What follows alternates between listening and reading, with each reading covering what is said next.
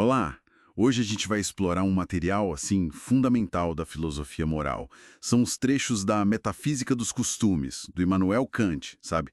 Na tradução do Edson Bini. É um texto de 1797, bem denso, onde o Kant tenta montar um sistema moral completo, baseado só na razão. Nossa ideia aqui é entender a estrutura principal dessa obra, as grandes ideias mesmo. Vamos sim.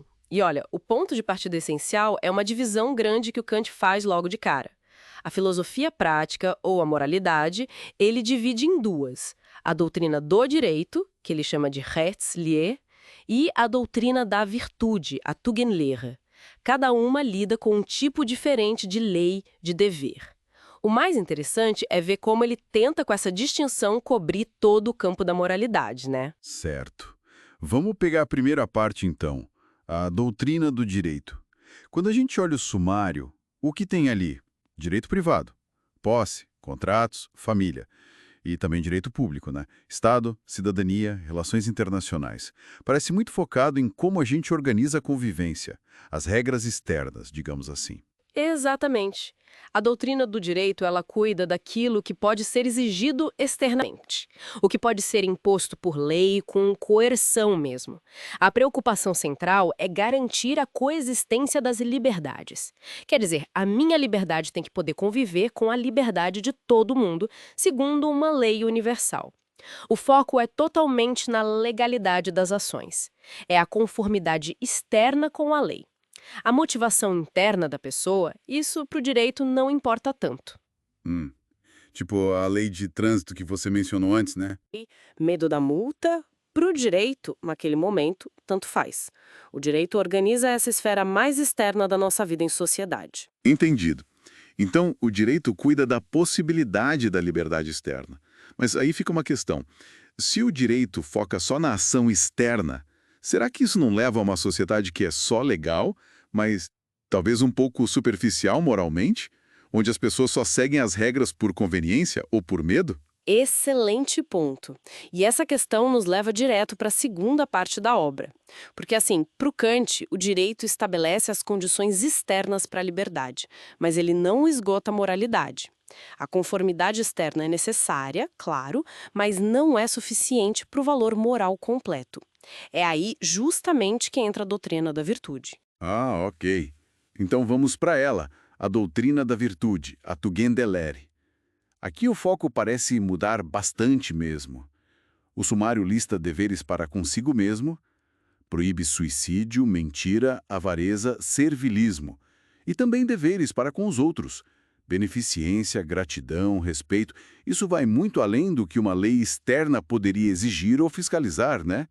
Como Kant define isso? É que a doutrina da virtude trata da legislação interna da razão. São deveres que não podem ser impostos de fora para dentro, por coerção. São deveres que a nossa própria razão nos diz que são fins que a gente deve adotar. Fins que são, eles mesmos, deveres. Fins que são deveres, como assim? Por exemplo, o dever de buscar a própria perfeição moral, ou o dever de promover a felicidade dos outros, na medida do possível. São metas que a razão nos impõe, e a virtude, nesse contexto kantiano, é a força moral da vontade. É a capacidade de se autocoagir, digamos assim, para agir de acordo com esses deveres por puro respeito a eles. Mesmo quando as nossas inclinações, tipo o egoísmo ou a preguiça, apontam para o outro lado.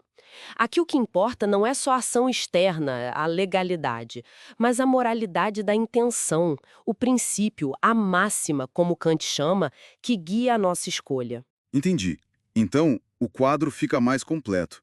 De um lado, as regras externas do direito, que usam a força para garantir a convivência e a liberdade externa. E do outro, os princípios internos da virtude, que apelam para a nossa razão para a gente adotar certos fins e agir por dever, mudando o nosso caráter moral. É uma distinção bem clara entre o que é legalmente exigido e o que é eticamente bom por si só. Exatamente. E um ponto fundamental é que, apesar de distintos, direito e virtude não são mundos separados.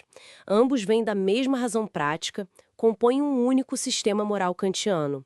O direito pode-se dizer cria o espaço externo onde a moralidade pode florescer, porque ele garante a liberdade, e a virtude preenche esse espaço com conteúdo moral, direcionando a nossa vontade para fins que são valiosos em si mesmos. A legalidade seria o piso, a moralidade da virtude é o horizonte. Faz sentido. O direito garante a estrutura, a virtude dá a qualidade interna, a motivação. Sim, e essa ligação toda levanta uma questão bem importante para a gente pensar na vida prática, né?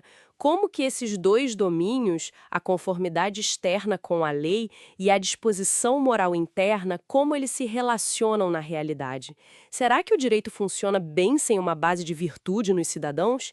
E a virtude de cada um, será que ela pode florescer sem um sistema de direito justo?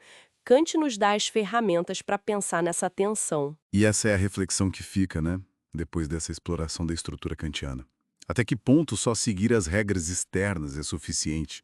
Ou será que a verdadeira bússola moral, como a doutrina da virtude de Kant sugere, reside mesmo na intenção, no respeito pelo dever que vem da nossa própria razão, mesmo quando ninguém está olhando?